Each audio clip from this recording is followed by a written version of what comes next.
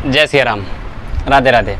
तो अगर आपका भी इन्वर्टर ख़राब हुआ है, अगर आप सर्विस इंजीनियर को बुला रहे हो या अपना खुद से रिपेयर करवाना चाहते हो, तो भाई इस वीडियो को पूरा देखिएगा, ताकि मैं आज इसमें बताने वाला हूँ कि अगर आप नया बोर्ड लाते हो तो किस तरह की बोर्ड आती है, किस चीज़ को पहचान करनी पड़ती है और कैसे बोर्ड को इंस्टॉलेशन की जाती है, सारी जानकारी आपको इस वीडियो से मिलेगी। तो बढ़ते हैं आगे और देखते हैं कि इसको कैसे, मतलब इसकी पूरी इंट्रोडक्शन क्या होती है। अगर इंजीनियर बोर्ड लेकर के आते हैं तो कैसे पहचान करनी है हमको कि ओरिजिनल है या लोकल है या इंजीनियर द्वारा रिपेयर किया हुआ है, किसी भी कंपनी का हो, आपका लुमिनियंस का हो या आपका माइक्रोटेक का हो, जो भी हो। अगर कोई इंजीनियर आपके घर में विजिट करता है तो आपको पहचानने की तो अनुभव होनी चाहिए कि हाँ, जो मतलब कार्ड लेकर के इंजीनियर आए हैं वो आपका केयर द्वारा रिपेयर हुआ है या सर्विस इंजीनियर ने रिपेयर किया हुआ है। तो चलिए आगे चलते हैं और इसी चीज़ को समझते हैं, समझाते हैं और इंस्टॉलेशन करके दिखाते हैं कि आखिरकार इसको कैसे बैठाई जाती है और किन किन बातों का ध्यान रखना पड़ता है। अगर आप नया कार्ड डालते हो, जैसे मान लो कि अगर आपने सर्विस इंजीनियर से कार्ड ले भी लिया है, तो उस कार्ड को अगर इंस्टॉल करना चाहते हो तो उसमें क्या क्या चीज़ को फॉलो करनी पड़ती है, सारी चीज़ जानकारी आपको इस वीडियो से देने वाला हूँ। तो बढ़ते हैं आगे और समझते हैं कि कैसे इसको सेटअप की जाती है। तो मेरे भाई, ये हमारे पास कार्ड आप देखोगे तो मैंने साइन वेव के लिए, जैसे आप कुछ इस तरह की इन्वर्टर हमारे पास आई हुई है बनने के लिए, तो मैंने इसकी कार्ड ख़राब हो गई थी, कंट्रोलर ऐसी ख़राब हो गई थी, LM335 भी 324 भी ख़राब हो गया था, जिसके कारण से हमने सोचा कि इसको रिपेयर ही, मतलब इस कार्ड को एक्सचेंज ही कर ली जाए। तो मैंने ऑलरेडी करने के बाद में मैंने साइन वेव का कुछ कार्ड मैंने मंगा रखे हैं। तो साइन वेव की एक पहचान मैं आपको बता देना चाहता हूँ, स्क्वायर वेव और साइन वेव में पहचान। तो इस कार्ड को ओपन करते हैं तो ये आपको दिखेगा कि इंजीनियर द्वारा कुछ इस तरह के कार्ड लाए जाते हैं, जो कि कुछ खास तरह की सीलिंग की जाती है इस कार्ड पे। आप मतलब देखोगे इस पाउच पे, और ये माइक्रोटेक की कार्ड हो जाती है, आपको जगह जगह पे माइक्रोटेक की सिंबल लगी मिल जाएगी। तो इस तरह से माइक्रोटेक की कार्ड आती है और बहुत ही सेफ़ और सिक्योर रूप से आती है। अगर ये पॉकेट अगर फटी हुई है तो समझ लीजिए कि सर्विस इंजीनियर द्वारा रिपेयर किया गया कार्ड है। अगर पैकेट में आ रही है तो आपका ओरिजिनल कार्ड है। लेकिन नहीं, इस चीज़ में एक और फ्रॉड होता है कि पैकेट में भी आपको रिपेयर कार्ड आ सकता है। तो कैसे, क्योंकि मैं आपको बता देना चाहता हूँ, पैकेट में आपको कुछ इस तरह के पाउच दिए रहते हैं जो कि ऑलरेडी इस मतलब पैक करने के लिए काम में आती है। तो ये रिपेयर करने के बाद में सर्विस इंजीनियर इस पाउच में डाल देते हैं। लेकिन उसकी एक और पहचान है जो कि बहुत ही इंपॉर्टेंट पहचान है, जिससे आप आसानी से पहचान कर सकते हो कि कार्ड ओरिजिनल है और केयर से ही रिपेयर हुआ है। उसके लिए आप जैसे ही पैकेट को फाड़ोगे तो कुछ इस तरह की सेफली कार्ड आपको देखने को मिल जाती है। उसके बाद में कार्ड को आप बाहर लेते हो तो देखो आप कितनी फिनिशिंग रूप से हमारी कार्ड में है, कार्ड की गई है, और इसमें आपको कोई भी एक्स्ट्रा रिपेयर नहीं होते हैं। आप कार्ड पूरी स्मूथ और क्लीन रूप से आपको कार्ड दिखाई देगा। और दूसरा, जैसे मैंने आपको बताया कि ओरिजिनल कार्ड की पहचान कैसे की जाती है कि केयर द्वारा कार्ड ली गई है, तो ये आप देखोगे तो एक अलग तरह की स्टिकर चिपका दी जाती है। जैसे ही ये कार्ड केयर से रिपेयर होकर निकलेगा तो उस टाइम में केयर वाले एक अपना R स्टिकर यहाँ पे चिपका देते हैं, जो कि 920 है, और इसका कुछ बार कोड स्कैनर, जैसे ही इसको स्कैन करोगे तो इसमें पूरी डिटेल्स बता दी जाएगी कि आपकी कार्ड कब की रिपेयर है और ये कि मतलब किस केयर से रिपेयर की गई है। तो इस तरह से इसको चेकअप की जाती है। अगर इस स्टिकर पे आपको गंदा लगा है या आपका ये स्टिकर पुराना है या आपका स्टिकर है ही नहीं इस दोनों हेडसिंग में कहीं, खैर आप तो पंचिंग वाली स्टिकर आ रही है R स्टिकर, लेकिन अगर ये स्टिकर गंदी है, ख़राब है या है ही नहीं, तो आप समझ सकते हो कि वो रिपेयर किया हुआ कार्ड है, जो कि अलग अदरवाइज़ कोई भी सर्विस इंजीनियर जो होता है वो रिपेयर करके कार्ड आपको दिया हुआ है। तो मेरे ये कार्ड हो गई। अब मैं इसको इंस्टॉल करने वाला हूँ इसमें, और इसको इंस्टॉल करने के लिए जैसे ये साइन वेव में है, और जैसे मैंने आपको बताया कि साइन वेव और स्क्वायर वेव की पहचान, तो ये आपको बता दूँ कि ये आपको साइन वेव में आपको कभी भी 3 हीट सिंक आपको देखने को मिलेंगे, 2 आपका छोटा छोटा मिलेगा और ये आपका बड़ा मिलेगा एक आपको, और स्क्वायर वेव में देखोगे तो आपको 2 ही हीट सिंक मिलेंगे, दोनों सेम कैटेगरीज के होंगे। तो ये हमारा इसको साइन वेव का हो जाता है। तो साइन वेव को अब मैं करता हूँ इंस्टॉलेशन, और इंस्टॉलेशन करते टाइम आपको किन किन बातों का ध्यान रखनी पड़ती है। अगर इन बातों का ध्यान नहीं रखते हो तो शायद आपकी इन्वर्टर चार्ज भी नहीं ले सकती है। अगर चार्ज ले भी ली तो 200 से कम वोल्टेज अगर आपकी कम आती है तो फिर आपकी उस सिचुएशन में भी चार्जिंग नहीं आएगा। तो चलिए ना आगे चलते हैं और आप समझ लेते हैं कि इसको कैसे सेटअप की जाती है। तो इस कार्ड को लगाने के लिए आप मतलब स्क्वायर वेव में काम करते हो तो उस टाइम में आप देखोगे ये प्लस वाली पॉइंट इस दोनों पॉइंट से रीड होती है, यानी कि मिडिल पॉइंट से ये रीड रहती है, यहाँ कनेक्टर रहती है, और 2 आपका मिडिल, 2 आपका हीटसिंक पे चला जाता है, और जो इसी का मोटा वाला वायर का जो मिडिल में होता है उसमें आपकी प्लस की पॉइंट जुड़ी रहती है।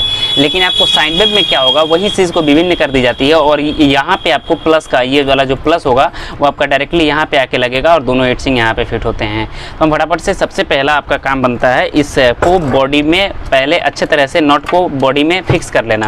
यानी कि जितनी भी वायर है, अगर आप बोर्ड नया डाल रहे हो तो उस टाइम में आपको वायर पूरी साइड में करके और बिना कुछ सोचे समझे पहले इस चारों नट को हमको अच्छे से टाइट कर लेना होगा, ताकि अगर किसी तरह की दबाव अगर हम बोर्ड पे बनाते हैं तो बोर्ड हमारे टूटने के चांसेस बने रहते हैं। तो ये हमारी चांसेस ख़त्म हो जाती है और बोर्ड हमारी परफेक्टली सेफली बच जाती है। तो हम इस चारों नट को फटाफट से टाइट कर लेते हैं। The storms we chase are leading us, and love is all we'll ever trust. Yeah, no, I don't wanna waste what's left, and on we'll go. तो उसके बाद में हमने बोर्ड को अच्छे से फिक्स कर लिया। उसके बाद में ये प्लस वाली पॉइंट आपका एक जो हीट सिंक होता है, जो मिडिल वाला हीट सिंक होता है, उस पे जाएगा। क्योंकि ये प्लस की पॉइंट ये साइन वेव है, इसलिए यहाँ पे जा रहा है। स्क्वायर वेव होता है तो एक नॉर्मल सी प्लग दी रहती है जो कि अंदर खोसनी पड़ती है। तो हम इसको भी ऐड करते हैं। और ये हीट सिंक का वायर कसने से पहले आपको यहाँ पे देखोगे आप हीट सिंक के पीछे फैन के पास में आपको 2 सॉकेट मिलेंगे।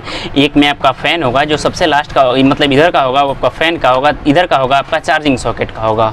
तो फ़ैन की वायर हमारी यहाँ से निकल के आती है, ये वाली होती है। तो हम इसको यहाँ पर डालते हैं। बाय द वे अगर ये वाली वायर को आप इधर से उधर डाल देते हो तो चलेगा, बट स्विच वगैरह चेंज करने पड़ेंगे। तो ये अगर ये मतलब फ़ैन का वायर छोड़ करके बाकी ये सब सॉकेट का वायर अगर इधर से उधर चेंज करते हो तो चलेगा, लेकिन अगर फ़ैन का वायर चेंज करते हो तो नहीं चलेगा।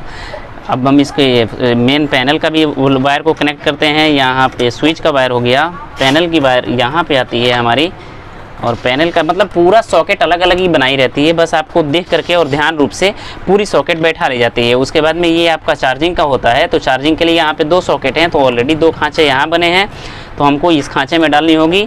उसके बाद में ये 3 खाँचे बने हैं, तो ये हमको 3 खाँचे में डालनी होगी डीटी के जस्ट बगल में। तो ये हमने लगा दी है। दूसरा चीज़ आपको ये चार्जिंग की ये वाली हो जाती है। तो जैसे मैंने आपको बताया कि चार्जिंग में इधर की उधर होती है तो चलेगा, बट फंक्शन चेंज हो जाएगा। तो फंक्शन चेंज होने से कोई दिक्कत नहीं है, आप स्विच को चेंज कर सकते हो। तो ये जो आपका फर्स्ट का होता है, ये आपका मतलब इसका हाई एम्पियर का होता है, तो इसको आप फर्स्ट में डाल सकते हो। उसके बाद में इसको सेकेंड करो, और जो आपका रेड होता है उसको सबसे पीछे भेज दो। ये ट्यूबलेस का होता है तो इसको सबसे पीछे यहाँ पे भेज दो।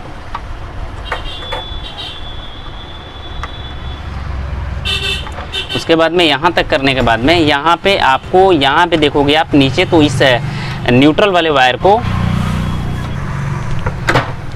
और हाँ एक चीज़ आप विशेष रूप से ध्यान देंगे कि आपकी हीट सिंक पे ये जो वायर आप कस रहे हो किधर कहीं से भी लूज़ नहीं होनी चाहिए। यानी कि ओनली इसको सपोर्ट देके नहीं छोड़नी है, क्योंकि इसमें स्पार्क होते हैं और जब आपकी इन्वर्टिंग चलती है तो उस टाइम में हाई एम्पियर में आपकी इन्वर्टिंग चलती है। तो इसलिए कोई भी अगर छोड़ते हो तो लाइट जितना टाइम रहेगा तो उतना टाइम तो सही है, लेकिन जैसे ही आपका इन्वर्टिंग चेंज होगा उस टाइम में आपकी हाई एम्पियर हो जाती है और स्पार्किंग आपका शुरू हो जाएगा। तो हमारी फाइनल कनेक्शन हो चुकी है, लेकिन अभी आपको सबसे लास्ट में यानी कि वायर की फाइनल कनेक्शन करने के बाद में आपका हीट सिंक का कनेक्शन किया जाता है, जो कि हीट सिंक तो बहुत ईजी होता है भाई। बस दोनों हीट सिंक में दोनों वायर को जुड़ करके कमांड कर लो, आपकी इन्वर्टर रेडी हो जाती है।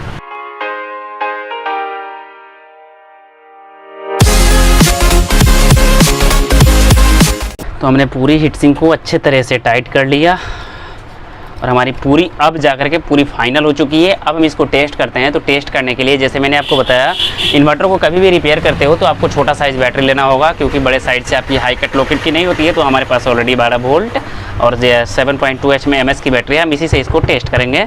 तो लेते हैं जय विश्वकर्मा बाबा की नाम और जोड़ते हैं इसकी सप्लाई। तो हम प्लस में प्लस और माइनस में माइनस, क्योंकि नया कार्ड डाल करके अगर उल्टा वायर कर दोगे तो फिर सब सत्यानाश।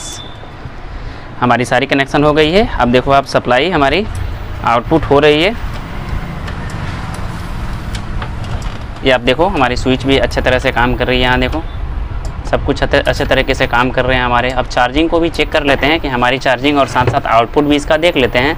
तो आउटपुट देखने के लिए हम डायरेक्टली लगाएंगे AC वोल्ट, और AC वोल्ट को हम डायरेक्टली आउटपुट पे टेस्ट करते हैं। तो हमारी वोल्टेज 260, क्योंकि इन्वर्टर थोड़ा सा हाई करंट देता है, लेकिन इस पर आपको ध्यान नहीं देनी होगी, क्योंकि ये जब लोड पड़ती है तो ऑटोमेटिक ही आपका 220 के आसपास आ जाता है। 260 शो करता है, लेकिन ये 260 को एक्चुअल में होती नहीं है, क्योंकि इन्वर्टर में ज़्यादा फ्रीक्वेंसी नहीं होने के कारण से वोल्टेज हाई दिखाई जाती है। तो ये हमारी फाइनल सेटअप हो चुकी है। अब इसकी चार्जिंग वगैरह टेस्ट करके आप कस्टमर को प्रोवाइड कर दो या अपने घर में इसको यूज़ कर लो।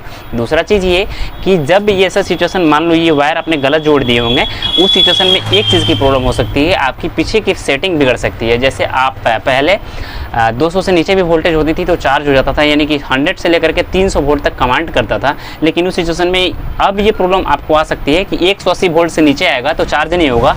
तो उस सिचुएशन में ओनली वन बीच वाला, जो ये पीछे का बीच वाला जो स्विच होता है, ये जो लास्ट वाली है, इसमें लास्ट में कर दिया है, कुछ में बीच में देता है। इस लास्ट वाली जो स्विच है इसको नीचे कर लेना होगा। स्टडी में आपकी तीनों की तीनों स्विच काम करने लगेगी और आपकी चार्जिंग परफेक्ट रूप से काम करने लगेगा। तो फाइनल हमारी पूरी सेटअप हो चुकी है।